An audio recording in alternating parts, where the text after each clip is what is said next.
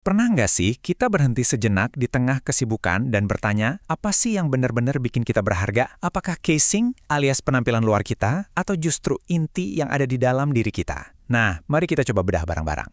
Coba deh kita jujur-jujuran sama diri sendiri. Dalam satu hari, pikiran kita lebih banyak kemana? Ke penampilan kita di cermin, atau ke apa yang sebenarnya lagi kita rasain di dalam hati? Jadi ada dua sisi nih. Di satu sisi ada cerminan kita, citra yang kita bangun mati-matian buat dilihat orang lain. Tapi di sisi lain, ada hati kita, siapa kita sebenarnya pas lagi sendirian. Dan ya inilah masalahnya, kita seringkali jadi berat sebelah, lebih peduli sama cerminan ketimbang isi hati. Nah, ini dia nih yang membawa kita ke masalah utamanya, obsesi kita yang luar biasa terhadap casing. Sadar atau enggak, kita hidup di era di mana penampilan itu jadi segalanya. Semua orang kayaknya berlomba-lomba moles bagian luar, bikin citra yang kelihatannya sempurna, padahal bisa jadi di dalamnya terasa kosong, melompong. Sumber yang kita balas ini ngasih analogi yang kena banget. Katanya, ini tuh kayak kita beli mobil cuma karena lihat catnya yang kinclong. Tapi kita cuek aja gitu kalau mesinnya ternyata udah bobrok. Kelihatannya keren di luar, tapi nggak bisa nganterin kita kemana-mana. Aneh kan kalau dipikir-pikir? Atau, contoh lain yang lebih dekat sama kita, milih HP karena desainnya premium banget, kelihatan mewah. Tapi kita bodo amat prosesornya lemot setengah mati. Lagi-lagi kita ketipu sama kemasan, lupa kalau yang paling penting itu fungsinya. Ini benar-benar cerminan prioritas kita yang seringkali kebalik. Dan ini bukan cuma teori kan? Coba deh lihat kehidupan kita sehari-hari. Bisa sejam di depan cermin cuma buat dandan, panik luar biasa gara-gara satu jerawat muncul, olahraga mati-matian cuma buat body goals bukan biar sehat, atau terus-terusan haus validasi dari like dan status di media sosial. Jadi, pertanyaan reflektifnya adalah, jangan-jangan kita udah nganggap diri kita sendiri kayak barang dagangan di etalase, yang penting cuma kemasannya aja. Sebuah pemikiran yang cukup menampar ya. Oke, jadi kita udah sibuk banget nih moles casing. Terus, gimana nasib mesin di dalamnya? Yuk kita geser fokus kita ke inti yang sering banget kita lupain ini. Nah, disinilah kita dikenalin sama satu konsep yang, wow, kuno tapi relevan banget. Islahul qalb. Gampangnya, ini tuh seni untuk merawat, memperbaiki, dan mempercantik hati kita. Jadi fokusnya bukan lagi polesan luar, tapi perbaikan total dari dalam. Slide ini nunjukin hierarkinya dengan jelas banget. Coba perhatiin. Paling luar ada omongan. Lebih dalam lagi, harus ada tindakan yang nyambung. Tapi tindakan juga jadi kosong tanpa niat yang tulus. Dan pondasinya, akarnya semua itu apa? Hati yang bersih.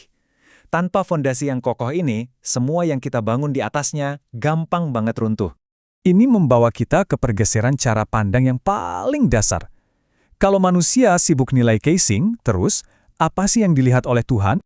Semua label-label yang kita kejar mati-matian, warna kulit, dari suku mana kita berasal, status sosial kita, cakep atau enggaknya penampilan kita, bahkan kaya atau miskin, ternyata, dari sudut pandang ini, itu semua sama sekali nggak jadi patokan nilai kita.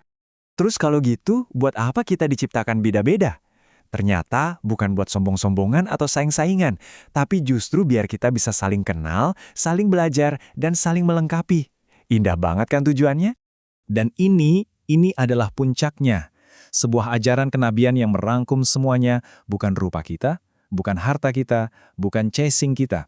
Yang jadi fokus pandangannya adalah apa yang ada di dalam hati kita. Oke, teori aja nggak cukup, kita butuh bukti kan? Yuk kita lihat dua kisah nyata dari sejarah yang kontrasnya luar biasa. Untuk ngeliat di mana sih nilai sejati itu beneran ada. Lihat deh perbandingan ini. Di satu sisi, ada Bilal, seorang mantan budak, status sosial yang dianggap paling rendah. Di sisi lain, Abu Lahab, paman Nabi, seorang bangsawan terhormat. Kalau lihat casingnya, jauh banget bedanya. Tapi, yang nentuin nasib akhir mereka justru kondisi batin atau takwa mereka. Bayangin deh, Bilal. Casingnya di mata orang waktu itu mungkin nggak ada harganya. Mantan budak, kulitnya gelap. Tapi karena kemurnian hatinya, justru dialah yang dipilih buat dapat kehormatan abadi. Jadi orang pertama yang mengumandangkan azan dari atas Ka'bah. Dan sebaliknya, Abu Lahab. Dia punya casing paling premium yang bisa dibayangin. Bangsawan, kerabat dekat Nabi, status yang luar biasa. Tapi karena hatinya menolak kebenaran, casing emas itu jadi nggak ada artinya sama sekali. Pelajaran yang telak banget. Jadi setelah semua ini, pertanyaannya terus gimana? Gimana caranya kita mulai ngerawat inti ini? Oke, kita masuk ke bagian terakhir. Ada satu konsep yang menurut saya keren banget dari sumber ini. Katanya, hati kita itu punya aroma.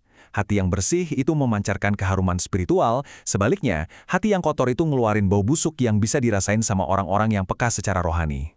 Ini bukan cuma kiasan, tapi sebuah realitas batin. Dan kita tutup penjelajahan kita kali ini dengan sebuah doa yang dalam banget, doa yang sering diucapin sama sang nabi. Doa ini adalah pengakuan bahwa hati kita ini rapuh, gampang banget berubah. Kita butuh pertolongan Tuhan buat menjaganya tetap lurus. Dan ini bukan cuma sekedar penutup, tapi sebuah undangan buat kita semua. Yuk, mulai fokus merawat inti, bukan cuma sekedar memoles casing.